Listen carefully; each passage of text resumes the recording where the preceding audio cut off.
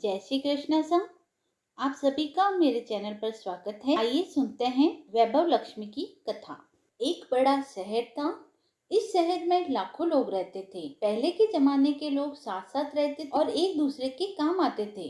पर नए जमाने के लोगों का स्वरूप ही अलग सा है। सब अपने अपने काम में रत रहते हैं। किसी को किसी की परवाह नहीं। घर के सदस्यों को भी एक दूसरे की परवाह नहीं होती। भजन कीर्तन भक्ति भाव दया माया परोपकार जैसे संस्कार कम हो गए हैं। शहर में बुराइयां बढ़ गई थी। शराब जुआ रेप व्यभिचार चोरी डकैती आदि बहुत से अपराध शहर में होते थे। कहावत है कि हजारों निराशा में एक अमर आशा छिपी हुई होती है। इसी तरह बुराइयों के बावजूद शहर में कुछ अच्छे लोग भी रहते थे। ऐसे अच्छे लोगों में शीला और उसके पति की गृहस्थी मानी जाती थी। शीला धार्मिक प्रकृति की और संतोषी महिला थी। उसका पति भी विवेकी और सुशील था। शीला और उसका पति ईमानदारी से जीते थे। वे किसी की बुराई न करते थे और प्रभु भजन में अच्छी तरह समय व्यतीत कर रहे थे। उनकी गृहस्थी आदर्श गृहस्थी थी और शहर के लोग उनकी गृहस्थी की सराहना करते थे। शीला की गृहस्थी इसी तरह खुशी खुशी चल रही थी। पर कहा जाता है ना कि कर्म की गति अकल है। विधाता के लिखे लेख को कोई नहीं समझ सकता। इंसान का नसीब पल भर में राजा को रंक बना देता है और रंक को राजा। शीला के पति के अगले जन्म के कर्म भोगने बाकी रह गए थे। वह बुरे लोगों से दोस्ती कर बैठा।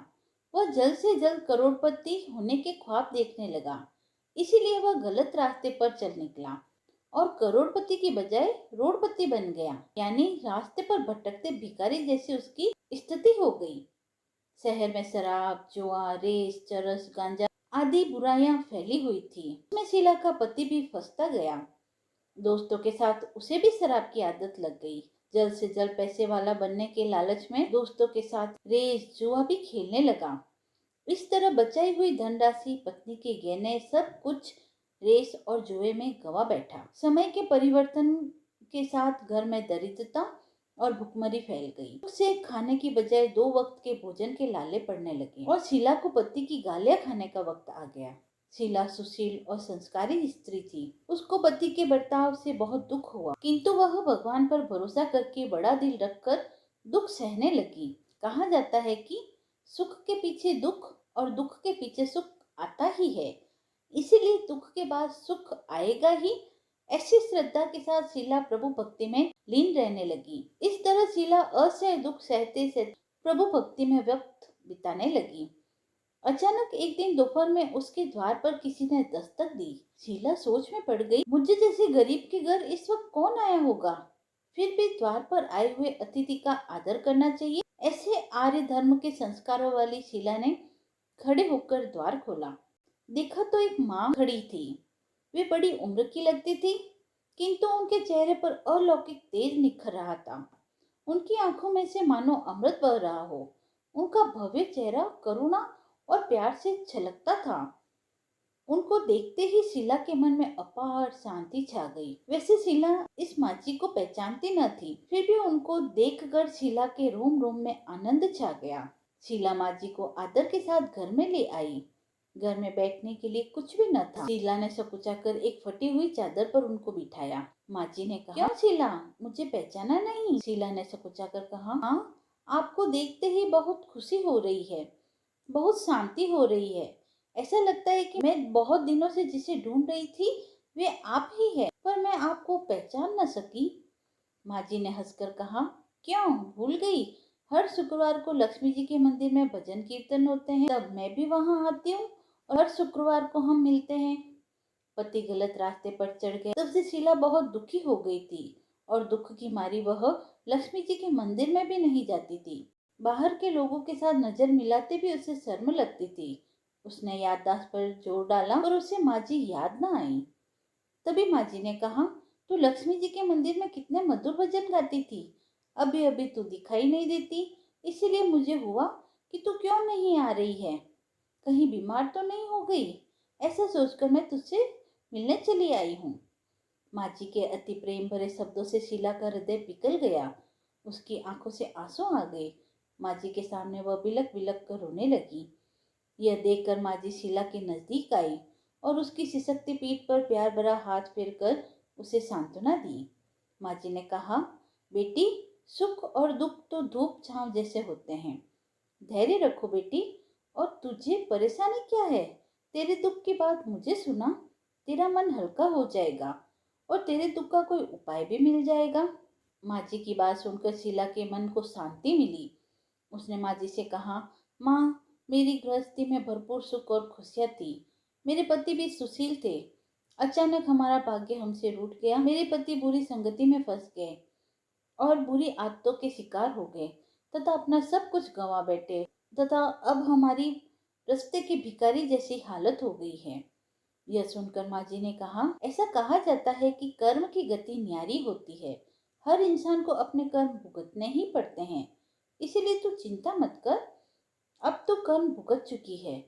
अब तुम्हारे सुख के दिन अवश्य आएंगे। तू तो माँ लक्ष्मी जी की भक्त है। माँ लक्ष्मी जी तो प्रेम और करुणा का अवतार है। वे अपने भक्तों पर हमेशा ममता रखती है। इसलिए तू धैर्य रखकर माँ लक्ष्मी जी का व्रत कर। इससे सब कुछ ठीक हो जाएगा। माँ लक्ष्मी जी का व्रत करने की बात सुनकर शीला के चेहरे पर चमक आ गई। उसने पूछा, माँ लक्ष्मी जी का व्रत कैसे किया जाता है? वह मुझे समझाइए। मैं यह व्रत अवश्य करूंगी। माँ जी ने कहा, बेटी, महालक्ष्मी का व्रत बहुत सरल है। इसे वरद लक्ष्मी व्रत या वैभव लक्ष्मी व्रत भी कहा जाता है। यह व्रत करने वाले की सभी मनोकामनाएं पूर्ण होती है। वह सुख संपत्ति और यश को प्राप्त करता है।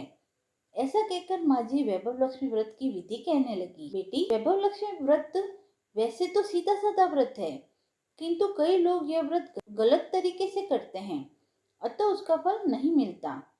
कई लोग कहते हैं कि सोने के गहने की हल्दी कुमकुम से पूजा करो, बस व्रत हो गया। पर ऐसा नहीं है। कोई भी व्रत शास्त्रीय विधि से करना चाहिए, तभी उसका फल मिलता है। सच्ची बात तो यह है कि सोने के गहने का विधि से पूजन करना चाहिए। व्रत का उद्यापन विधि भी शास्त्रीय विधि से करना चाहिए। यह व्रत शुक्रवार को करना चाहिए।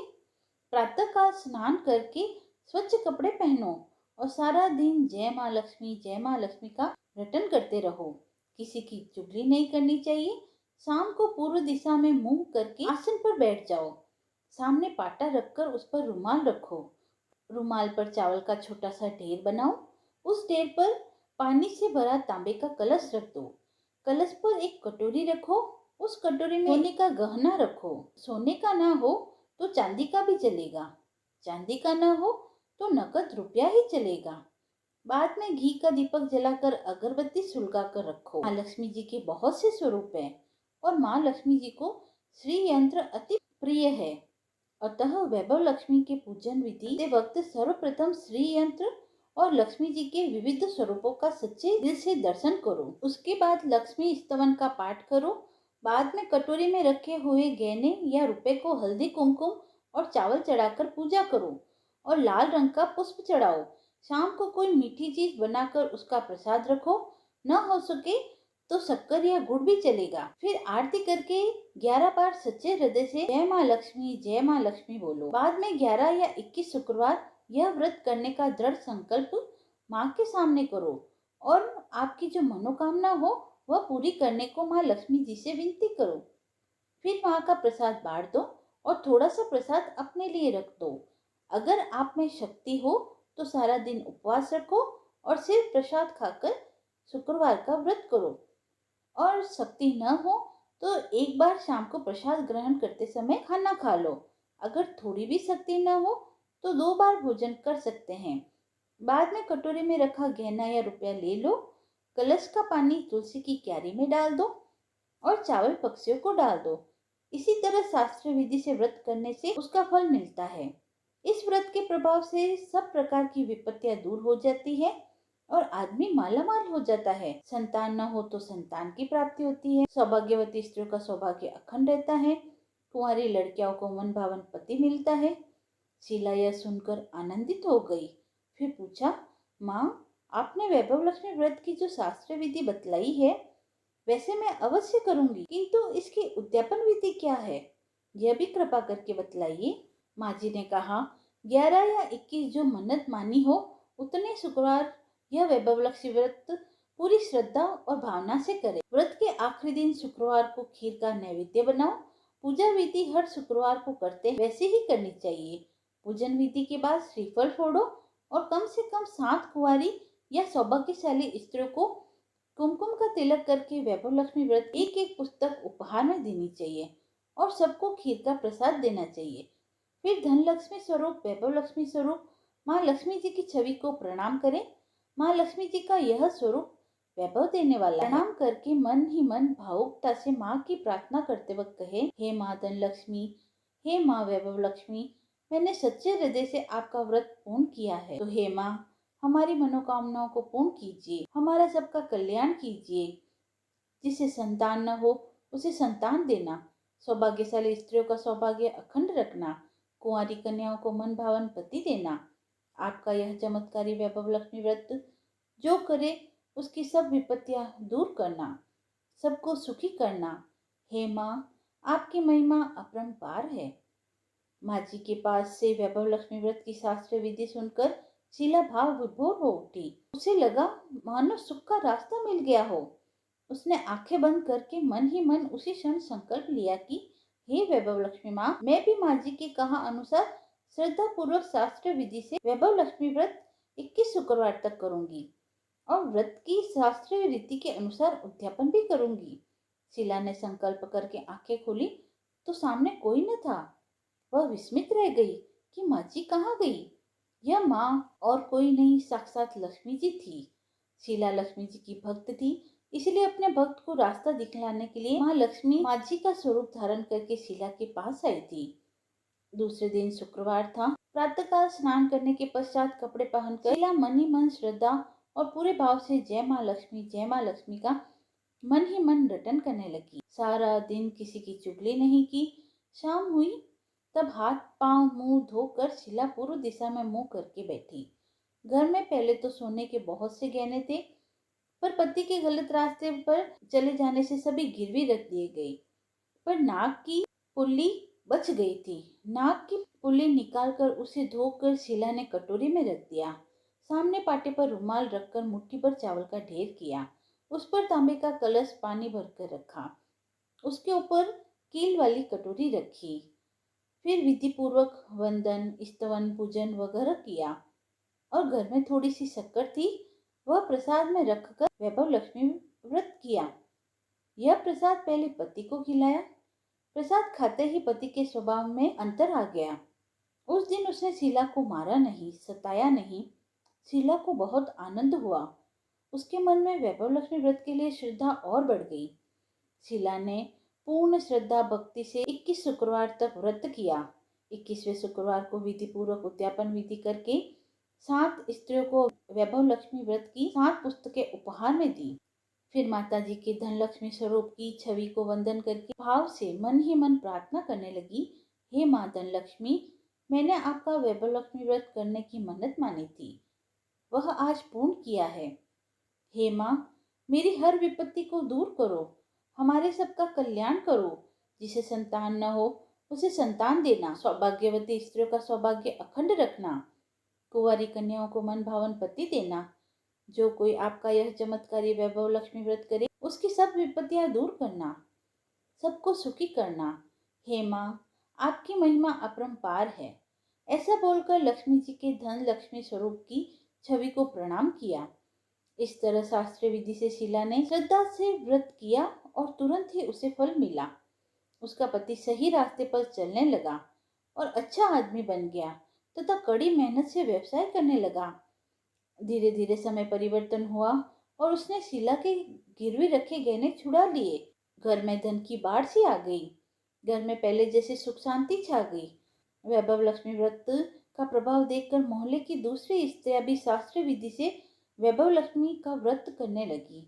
हे माँ धन लक्ष्मी, हे माँ वैभव लक्ष्मी, आप जैसे शीला पर प्रसन्न हुई उसी प्रकार आपका व्रत करने वाले सभी जनों पर प्रसन्न होना, सबको सुख शांति देना।